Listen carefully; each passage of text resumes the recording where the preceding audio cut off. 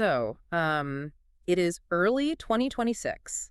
And if you look at the headlines for the London property market right now, well, you're looking at a massive contradiction. Welcome to the Deep Dive, everyone. I'm your host for today's analysis. And I'm your resident property expert.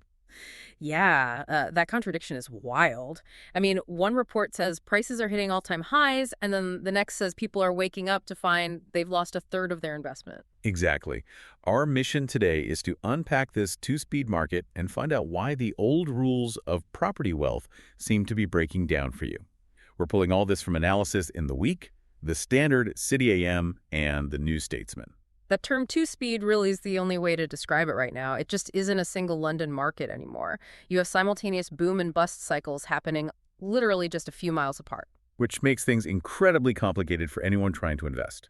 Let's look at the boom side first. Yeah. Usually when London rises, the center leads right. Right. But currently, the record-breaking growth is actually out in boroughs like Havering, Waltham Forest, and Lewisham. That's a direct result of the affordability squeeze, isn't it? Exactly. Buyers are priced out of the core, so demand just washes outward like a tide.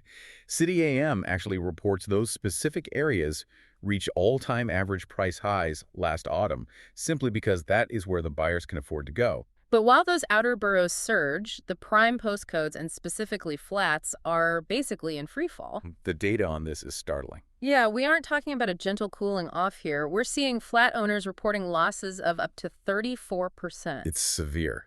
In fact, a higher proportion of homes in London sold at a loss last year than anywhere else in England and Wales. The capital is effectively the loss leader of the national property market right now. And a 34% drop wipes out hundreds of thousands of pounds. It seems the new build sector is taking the absolute hardest hit.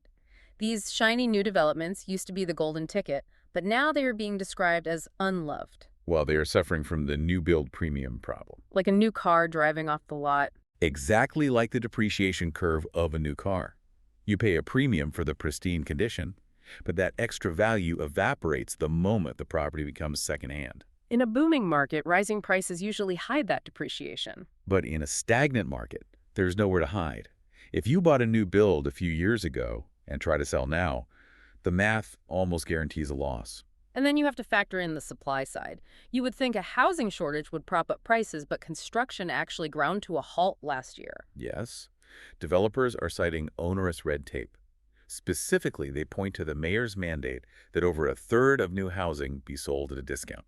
And just to be completely clear to our listeners, we are simply reporting the arguments laid out in the sources here. We aren't taking any political sides on the mayor's housing policies. Right, we're just looking at the market impact. Sure. Plus, the higher stamp duty that kicked in back in April 2025 creates another friction point.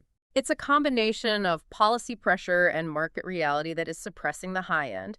But I want to pivot to something Will Dunn analyzed in The New Statesman, because this financial mess is fueling a lot of social anger. It is creating a very polarized kind of fury. Yeah, again, keeping things strictly impartial here.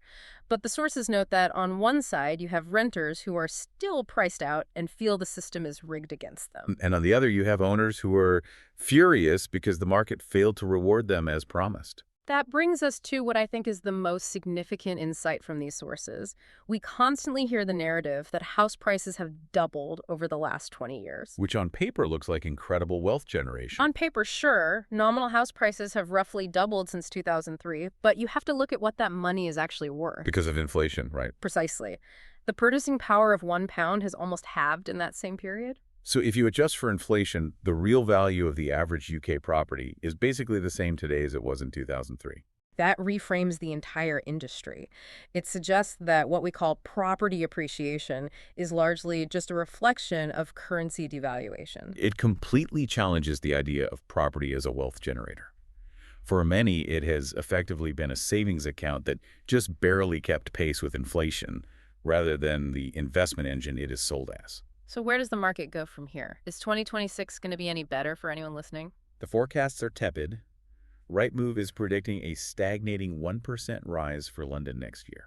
Though some estate agents are slightly more optimistic, right? They are. They note there are fewer price reductions now than at the start of the year, suggesting the worst might be over. But the consensus is that the days of easy guaranteed returns are just gone. It sounds like it has shifted from a sure thing to a localized gamble. A very, very expensive gamble. Well, we will leave you with this to think about. If the real value of property hasn't actually moved since 2003, is the bitter conflict between renters and owners actually based on a financial illusion? Thanks for joining us on this deep dive.